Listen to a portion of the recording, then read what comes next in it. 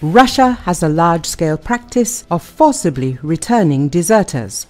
Fugitives are thrown into meat assaults from which there is virtually no chance of returning alive. This was reported by the Russian opposition publication Verstka, citing internal data from the military prosecutor's office. The leaked documents say that more than 1,000 such soldiers have been detained across the country in the last month alone, but only a few have been arrested.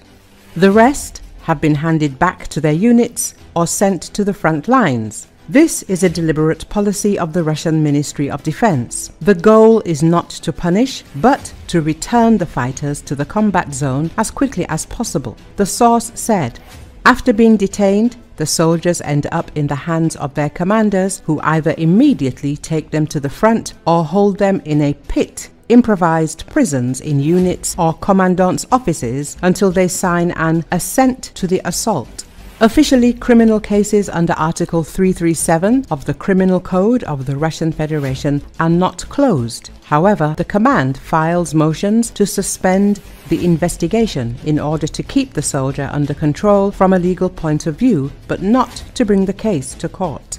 Soldiers who have been in such a situation claim that after being detained, they are most often thrown into so-called assault units, where the level of losses is traditionally extremely high. First into a pit, then into a hotspot. There are already barrier detachments there. There is no way back, said a soldier from the Kharkov direction. The biometric facial recognition system, Sfera, is actively used to search for and capture sochi, as deserters are called in the military environment. With its help, fugitives are identified at train stations and in public places. A separate problem is the fate of former prisoners recruited to fight in the war. Many of them are listed as voluntarily leaving the unit, even if they are missing in action, killed, or on assignment. Relatives cannot get the truth, and dozens of messages about such cases appear in army chats. The system built in the Russian army continues to grind its soldiers like expendable material.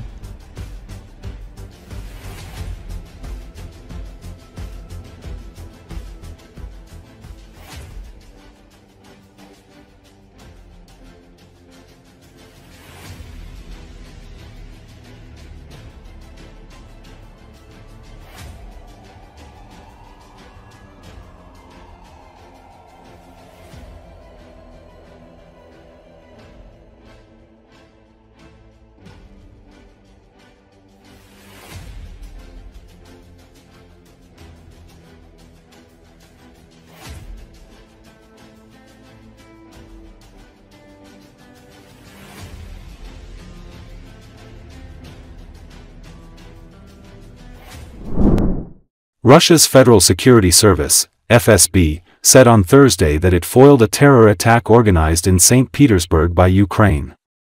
The FSB said it detained a woman in St. Petersburg at the moment she was planting a bomb under the car of a high-ranking Russian officer upon Ukraine's instructions. The targeted officer is employee of a defense enterprise and has the title of a general. The woman, who is a Russian citizen, born in 2002, had been carrying out assignments for Ukrainian intelligence services, including prior to the operation in St. Petersburg, according to the report. The operation was caught on video, showing special forces officers bringing the suspect to the ground and restraining her with handcuffs, leaving her face down and motionless. The footage reveals that the operation was executed with calm precision. The suspect had painted pro-Ukrainian slogans in public places in the Moscow region and had attempted to set fire to a railway infrastructure facility, the FSB said. A criminal case has been launched against the suspect under the article of the Russian Criminal Code for attempted terrorist act.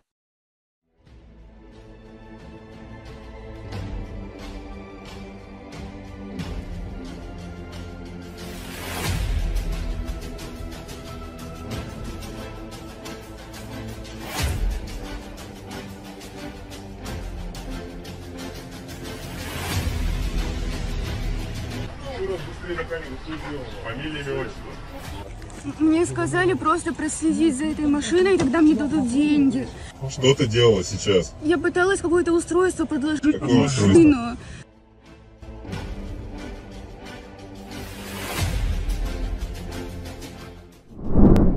A fleet of the Chinese People's Liberation Army Navy led by the aircraft carrier Shandong arrived in the Hong Kong Special Administrative Region on Thursday morning, kicking off a 5-day visit. According to Associated Press, at around 8 a.m., the fleet comprising the Shandong and 3 other vessels entered the Victoria Harbour. More than 700 officers and soldiers spelled out Chinese characters, "Secure Country, Sweet Home," on the Shandong's flight deck. At around 10 a.m., XAR Chief Executive John Lee welcomed the Shandong aircraft carrier formation at a ceremony held at the Stonecutters Island Naval Base. This is the Shandong's first visit to Hong Kong. From Friday to Sunday, the Shandong, the Zhangjiang and the Yunqing will host open tours, lectures, drill demonstrations and other exchange activities.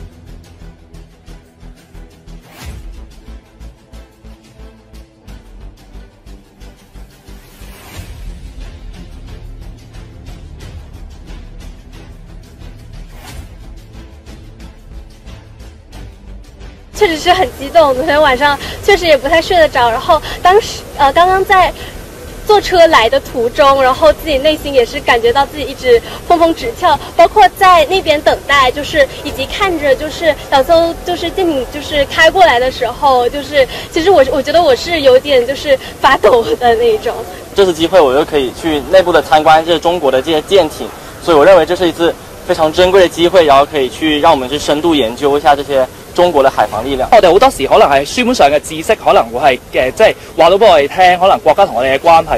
咁但係我覺得國民教育可能係需要一個感性或者感情上嘅紐帶。咁其實今次山東艦隊過嚟香港，其實正正就係俾市民或者俾學生去感受到就係話國家嘅所謂強大係點樣強大法啦，然後對香港嘅關愛係點樣咧？因為始終呢個係國家重器，咁都可以係即係嚟到香港俾我哋去即係去感受。